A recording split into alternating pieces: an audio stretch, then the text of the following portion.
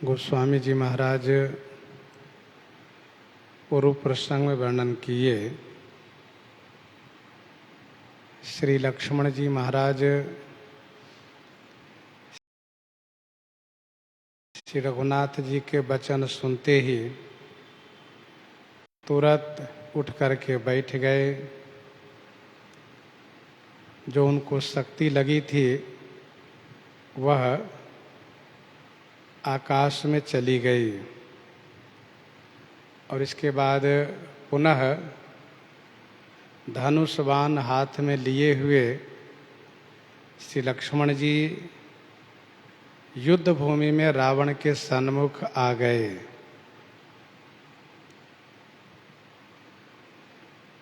बड़ी शीघ्रता से रावण के रथ को तोड़ करके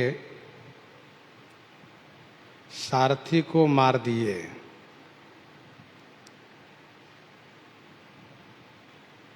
रावण को व्याकुल कर दिए और फिर उसके हृदय में 100 बाण मार करके अतिशय व्याकुल कर दिए रावण को। रावण मूर्छित हो गया। दूसरा सारथी दूसरे रथ पर उसे डाल करके तुरंत लंका में ले गया। श्री राम जी के भाई श्री लक्ष्मण जी जो प्रताप के पुंज हैं, बहुरी माँ ने पुनः श्री राम जी के चरण में वंदन प्रणाम किए। बहोरी प्रभु चरणनि नयो। वहाँ दसानन जागे करे, करे लाग कछु यज्ञ। राम विरोध विजय चह, 60 हठ बस अति आज्ञा। 60 हठ बस अति आज्ञा।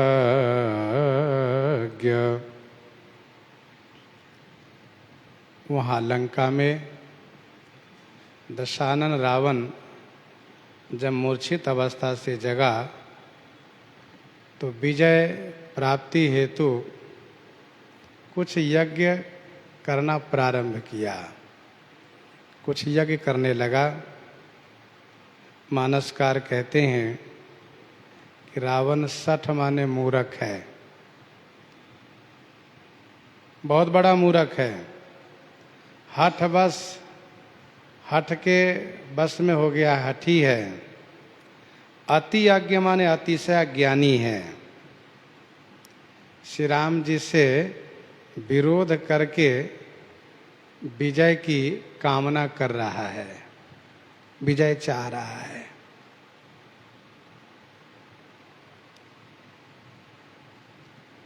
रावण बहुत बड़ा मूर्ख है, अज्ञानी है, हठी है। गोस्वामी जी ने दोहावली 487 में लिखा, कूप खनत मंदिर जरत, आए धारी बबूर।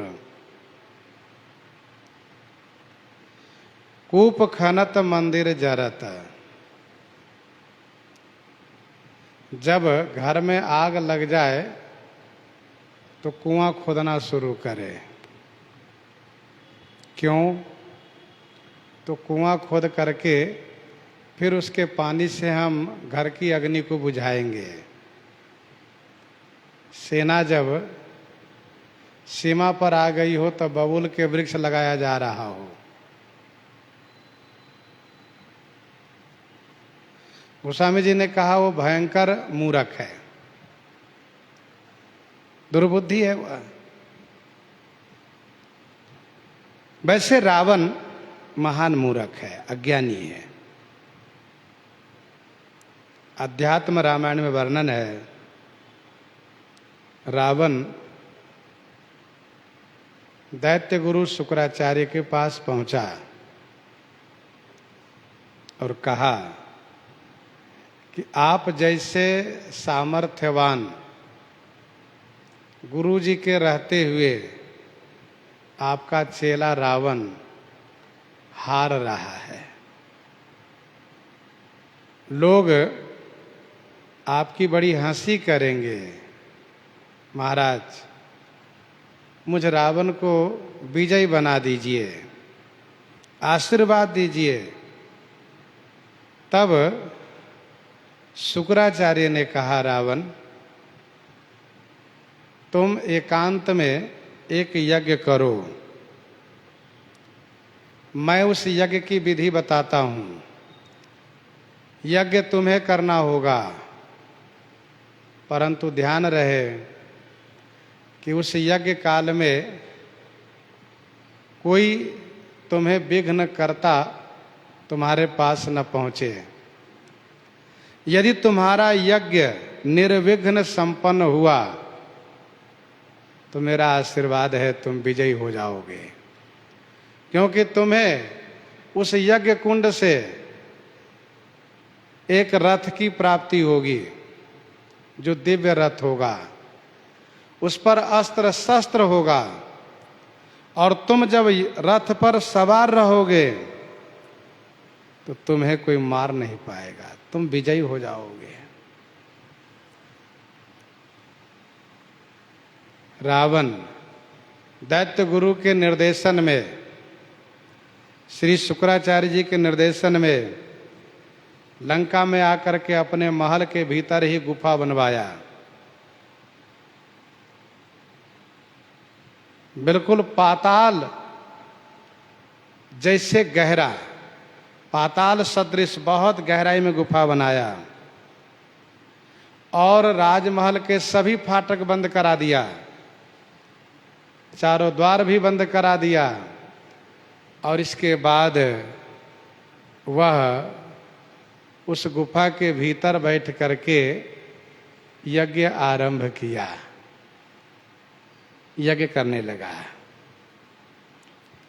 गोस्वामी जी कहते हैं कि अब यज्ञ करके वह क्या करेगा।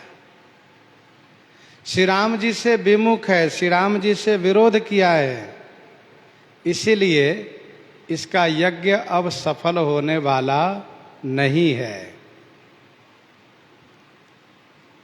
यहाँ विभीषण सब सुधि पाए,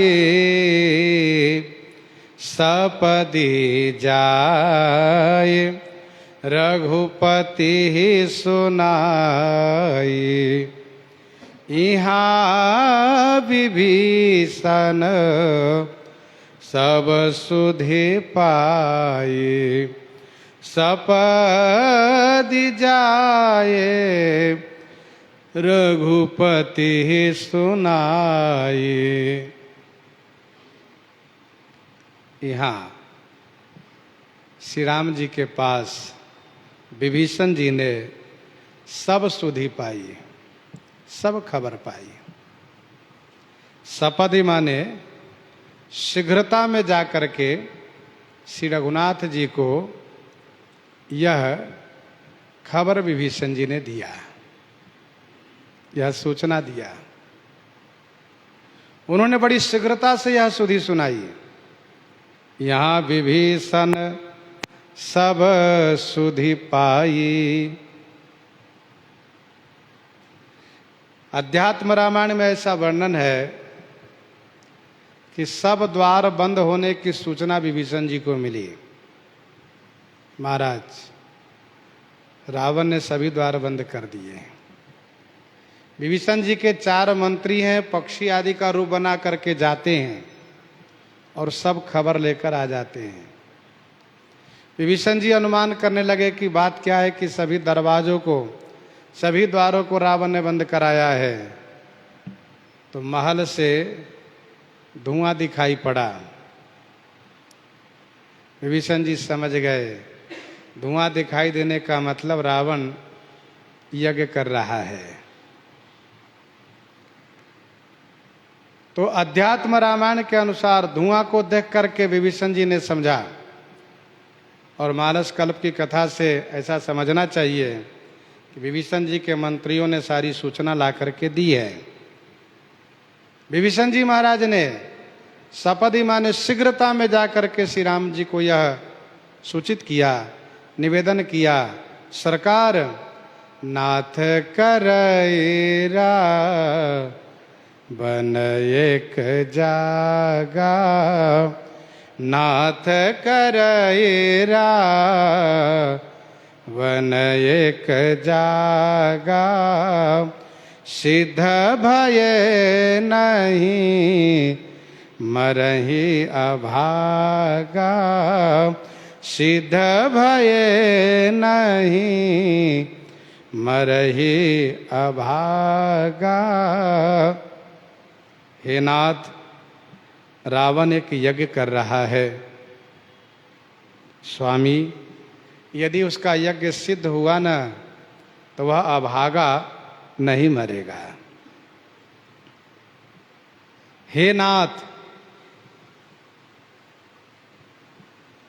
रावण एक यज्ञ कर रहा है।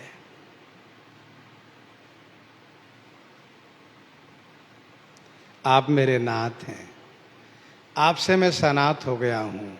स्वामी, रावण दुष्ट है। जो प्रभु सिद्ध होई सो पायहि, नाथ बेगी पुनि जीत न जायहि। एक नहीं हजारों यज्ञ रावण कर लें फिर भी वह नहीं बच सकता,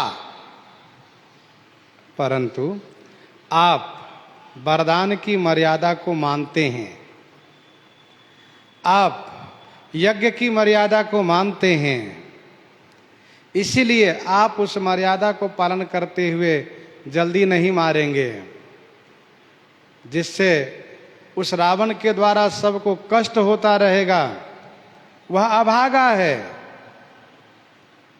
क्योंकि आपसे विमुख है, आपसे विरोध किया है, वह अभागा है, भाग्यहीन है। मैंने पत्रिका 140 में गोस्वामी जी ने लिखा, ते नर नरक रूप जीवत जग, ते नर नरक रूप जीवत जग, भव भंजन पद विमुख अभाग्य, भव भंजन पद विमुख अभाग्य। इसलिए स्वामी, पठबहु नाथ बेगी भट बंदर, पठबहु नाथ बेगी भट बंदर, करहि विध्वंस आवदस कंधर, करहि विध्वंस आवदस कंधर, पठबहु नाथ बेगी भट बंदर।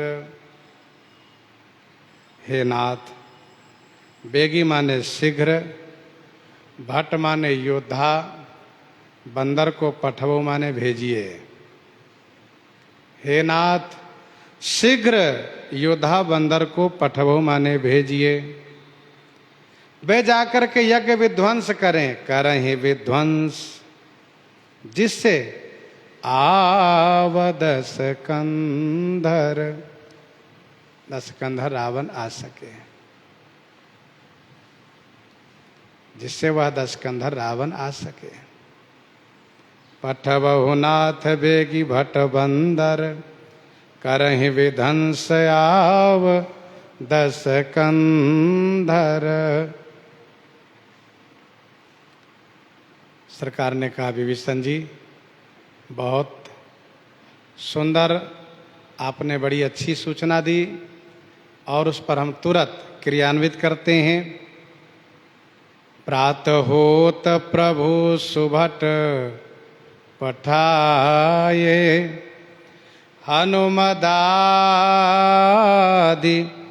अंगद सब धाये, प्रातः होत प्रभु सुभट पठाये, हनुमदादि अंगद सब धाये।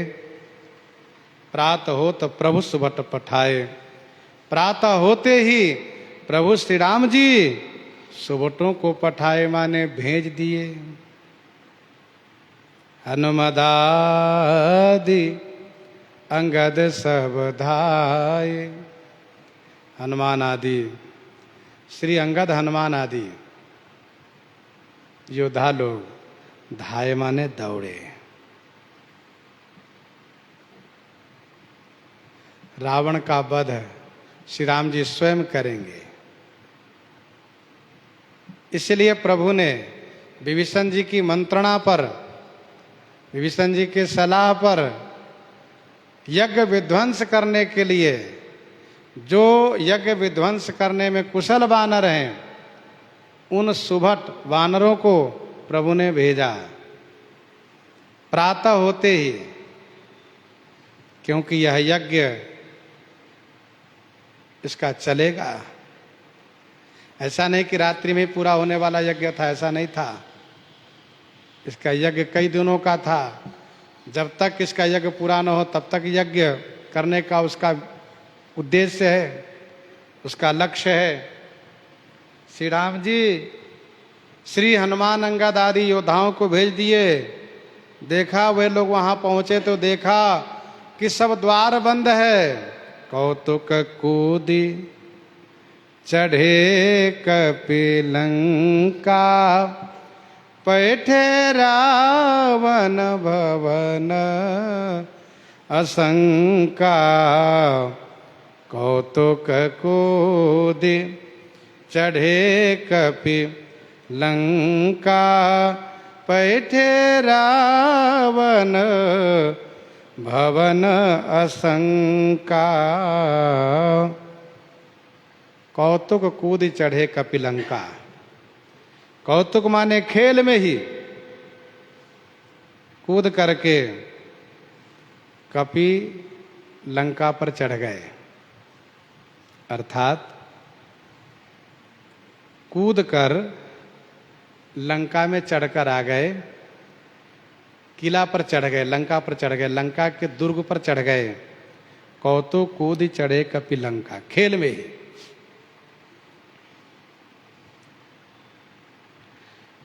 और पहुंच गए रावण के महल के पास।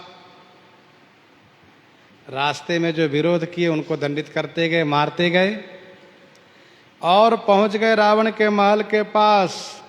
आशंका माने निर्भयता के साथ, निर्भयता के साथ आशंक होकर के, निशंक होकर के रावण के भवन में पैठे माने प्रवेश किए। पैठे रावण भवन असंका, बड़ी निशंकता के साथ पहुंच गए। अब रावण के पास ऐसा कोई बलवान है नहीं जो विशेष देर तक ठहर सके। बाकी लोग इन लोगों को देखते ही भागते हैं, डरते हैं। इसलिए निशंक होकर के रावण के महल में प्रवेश किए और जाकर के देखा तो अरे यज्ञ कर रहा है। बगुला के समान ध्यान लगा करके यज्ञ कर रहा है। यज्ञ के सभी सामग्री एकत्र करके बड़ी सावधानी के साथ यज्ञ कर रहा है। यज्ञ करत जब ही सो देखा, यज्ञ करत जब ही सो देखा, सकल कपिन भा क्रोध विषेखा, सकल कपिन भा क्रोध विषेखा। यज्ञ करत जब ही सो देखा, यज्ञ करत जब ही सो देखा, सकल कपिन भा क्रोध विषेखा। यज्ञ करते हुए जब ही सो माने उस रावण को सबने देखा। यज्ञ करते हुए जब ही माने ज्यों ही सो उस रावण को सबने देखा तो सकल कपिन भाव क्रोध विशेखा। समस्त वानरों को विशेष रूप से क्रोध उत्पन्न हो गया। अंगद जी ने कहा, अरे निर्लज्ज, बेशरम, मूर्ख, रनते नीलज भाजी गृह आवा। रनते नीलज भाजी गृह आवा। यहाँ आई बक ध्यान लगावा। यहाँ आई बक ध्यान लगावा। रनते नीलज भाजी गृह आवा। अरे वो निर्लज, रणते भाजी गृह आवा, रण से भाग कर घर में आ गए हो और यहां आकर के बक ध्यान लगाए हो। लोग दंभी को बक ध्यानी कहते हैं। बगुला जब नदी तालाब किनारे दिखाई पड़ता है तो बड़ा शांत गंभीर दिखाई देता है। ऐसा लगता है कि वह बड़े चिंतन में, बड़े ध्यान में खोया है और बहुत आराम से पांव उठाता है, रखता है, परंतु उसकी गंभीरता, उसमें शांति तभी तक है, कब तक? जब तक कि उसको मछली नहीं दिखाई पड़ती है। पश्य लक्ष्मण पंपायाम बको परम धार्मिक। भगवान श्री राघवेंद्र पंपा सरोवर पर पहुंचते हैं तो बगुला को देख करके कहते हैं, भैया लक्ष्मण देखो, बगुला